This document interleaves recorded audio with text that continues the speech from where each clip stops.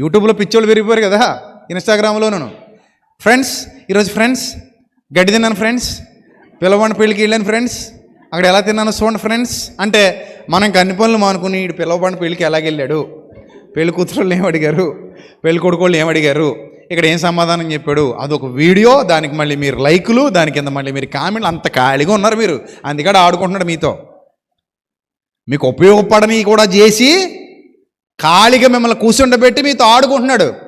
గొప్ప విచిత్రం, అలాంటి షేర్ చేసే మహానుభావులు కూడా ఉన్నారు. సత్యం షేర్ చేయరు, సత్యాన్ని లైక్ చేయరు, సత్యాన్ని షేర్ చేయరు, సత్యాన్ని ప్రకటించరు, అలాంటి పెంట షేర్ చేస్తారు. ఆడెక్కడికి వెళ్ళాడంట, ఆడు తిన్నాడంట, ఆడు వచ్చాడంట, మనకి ఎందుకు అది? అదని ఉపయోగపడేదా? పోనీ అదని ఉపయోగపడేదా? ఫ్రెండ్స్ ఈరోజు చపాతీలు వండుకున్నాం ఫ్రెండ్స్, నీకు అని పెడతాడు. మళ్ళీ ఇలా దిక్కుమాలి ఫ్రెండ్స్ మీరు. అందులో గుడ్డు కూర వేసుకున్నాను ఫ్రెండ్స్, ఇలాగేసి తింటున్నాను ఫ్రెండ్స్. ఇంకా అక్కడితో ఆగాడు సంతోషం. ఇంక ముందు ముందు ఇంకేమొస్తాయో ఏంటి? ఇవి ఈరోజు ట్రెండ్, ఈరోజు ట్రెండ్ అది.